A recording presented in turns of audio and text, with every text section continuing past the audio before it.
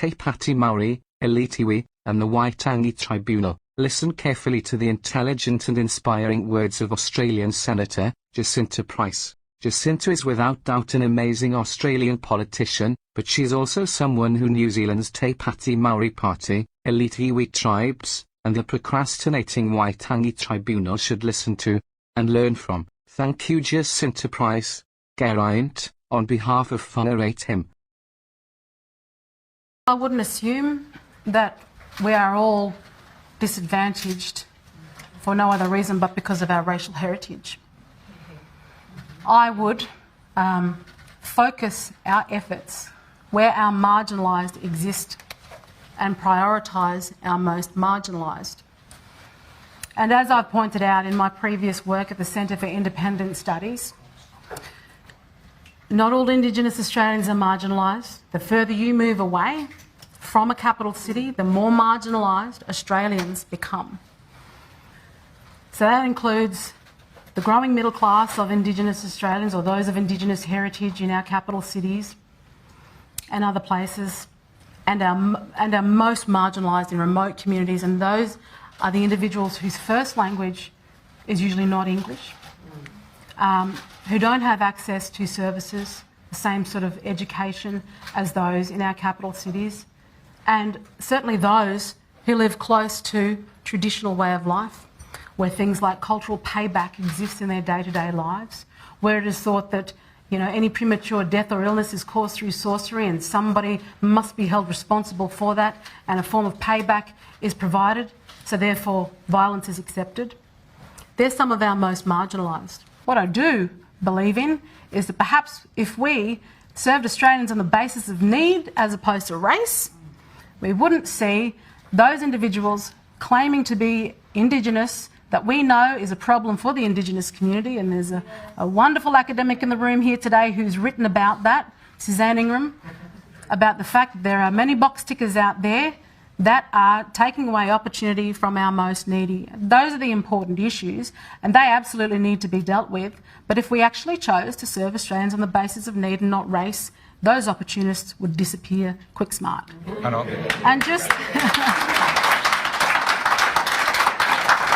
It's supposed to be about closing the gap, but if you constitutionally enshrine it, that's suggesting the gap will exist in perpetuity, and that is not what we want. We are treating Aboriginal people differently, and we treat no other group of Australians in this manner. If I've got anything to do with it, we'll actually start treating Aboriginal people like Australian citizens. That's what I can guarantee going forward. I'll be treating Australians equally and suggesting we prioritise our most marginalised, no matter who they are.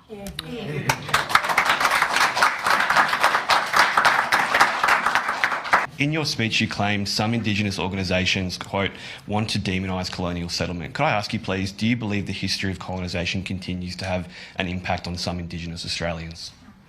No. I'll be honest with you, no, I don't think so. Positive impact, absolutely. I mean, now we've got running water, we've got readily available food. I mean, everything that my grandfather had when he was growing up, because he first saw whitefellas in his early adolescence, we now have. Otherwise, he would have had to live off the land, provide for his family, and all of those measures, which Aboriginal Australians, many of us, have the same opportunities as all other Australians in this country. And we certainly have probably one of the greatest systems around the world in terms of the democratic structure in comparison to other countries. It is why migrants flock to Australia to call Australia home, because the opportunity that exists for all Australians. But if we keep telling Aboriginal people that they are victims, well, we are effectively removing their agency and then giving them the expectation that someone else is responsible for their lives. That is the worst possible thing you can do to any human being, is tell them that they are a victim without agency. And that's what I refuse to do. So you don't believe that...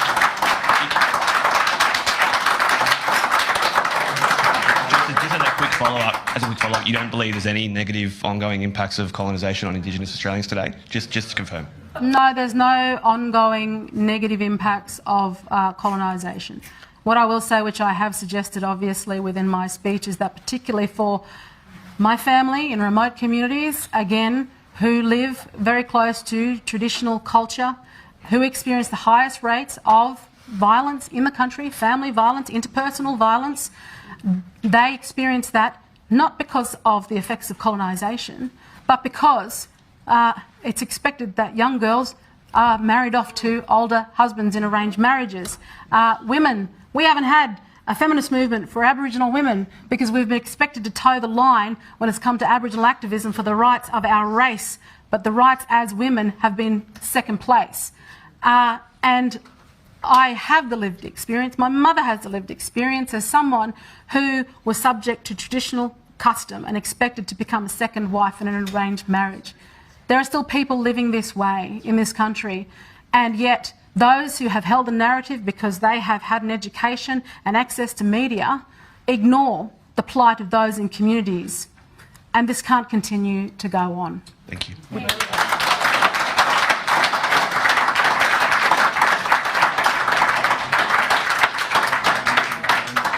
I have talked to Indigenous people, and I'm sure others have too, who talk about generations of trauma among Indigenous Australians as a result of colonisation.